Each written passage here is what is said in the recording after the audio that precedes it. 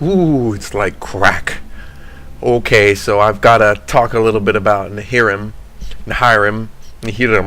I'm not sure. It's German. This is a mod. It's a total conversion for Oblivion. And I've got to say, I played Oblivion for years.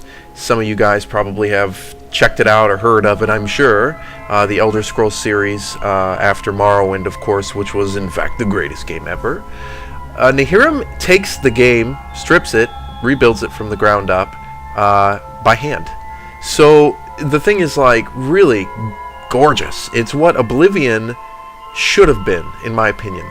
Minus the non-separative plotline and storyline. Obviously, it doesn't really mesh into Elder Scrolls, but that's okay, because it is immersive, it is beautiful, it is impressive, everything is laid out by hand. It's got kind of like I don't want to say a linear progression path, but it does give you direction on where to go and what to do. Which is really great, because I know when I left the tutorial dungeon, like many people, in Oblivion and kind of got set out in the world, I didn't know what the hell to do with myself. I was like, well, let's go explore this dungeon, and let's go explore this dungeon, and suddenly I'm running through 10 randomly generated dungeons with no ending and no purpose and no loot, and filled with bandits, which didn't really make sense. So this game kind of takes you on a path that is just really, really different. It has a story. It has fully scripted events at the beginning. It takes you through a dungeon, which is just like an hour long if you take your time. It's very dark wherever you are. If there's no torchlight, you can't see shit. Things come out and jump you. It takes quite a few hits to kill something. You don't get any god weapons. You don't get anything at all but a dagger you find on the floor, which really sucks. But yeah, really, really impressive layout. I'm just going to log in really quick. I'm like level 7 or 6. They took out the standardized leveling process that Oblivion has, and they put in their own, which is more like a traditional MMO style leveling where you just gain levels from 1 to 50 or whatever the cap is. I'm not sure.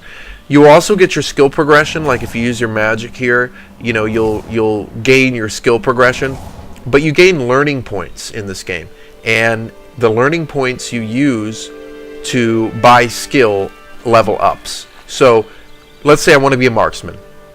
I need some marksman learning points. I go kill monsters, I level up. Every time I level up, I get learning points. I have 10, 15, 20, 25 learning points saved up. I go to a trainer, which you have to find in the world.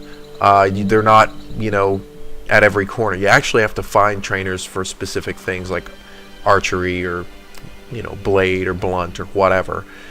And you train the learning points with those trainers to increase your skill points by 1 or 2 or 3. You know, it sounds really complicated. Basically, you go to a trainer like you would in an MMO when you level, and you get your skill points. And that's how you do it. The only thing I've done with this game is I've actually changed the better bodies. Here I took this shirt off so I could show you. I put in Robert's version 4 for the better bodies, because it's the one thing Nehrim doesn't have is the appropriate bodies. They've got the old crappy default Oblivion ones, so they're kind of lame looking. It doesn't really matter because you wear armor, so that's that. The UI, the inventory here is really cool. It's all a different style of inventory than what you're used to. It's got the different sub-menus here to it. You click them and they expand out, and then you click them again and they close. Check it out. Letters all written basically by the staff, the crew that did this. This was done by a German group who put together the entire game by hand, and it took them several years. Everything is like hand placed. It feels nothing like Oblivion except from the fact that there's trees, you know, pretty much everywhere. Check it out. You can't fast travel. So basically the way it works is you just run through the world and you explore, and you find like dungeons. And they're short and sweet. I'm going to give you a quick example here of one I found just a moment ago.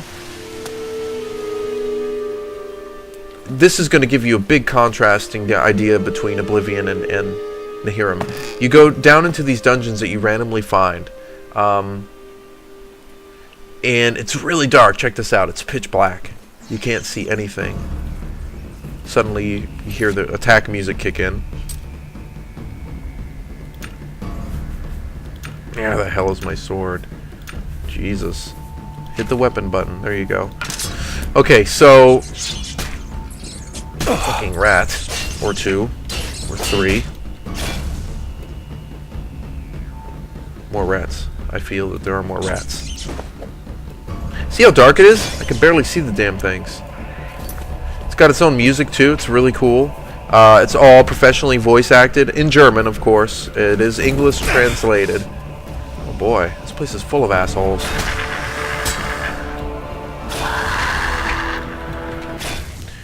Now, I'm kind of like level 6, and these guys are probably like level 3, so I'm whipping through them pretty quick.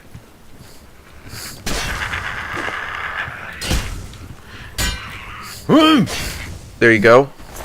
Boom. Give me your money. So check this out. You'll come into, you know, like a random room, and there'll be like dead humping skeleton. I don't know. They're dead anyways. They were probably a couple, and now they're... Does that strike you as an unusual position for a pair of fucking dead skeletons? Yeah, that's kind of funny. Take a good look at that, and you'll get it. Okay, so I just picked up a really cool item. In this game, you get little mini enchants, right? You get gems, and the gems. Let's see if I can find it here. Give you enchants like +1 to damage.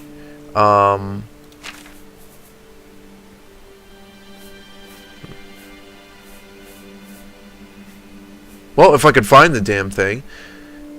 Here it is. Okay, there's a topaz of luck. There's a topaz of intelligence. You use these to enchant your weapons, right? And they give you like a +1 to fire damage, or a +1 to luck, or a +1 to intellect, whatever it is that you know that you managed to pick up. I think I have a silver bow. Here it is. Frostbow. Yep. And I put an enchantment on that, and that's 1 point for 3 seconds on strike.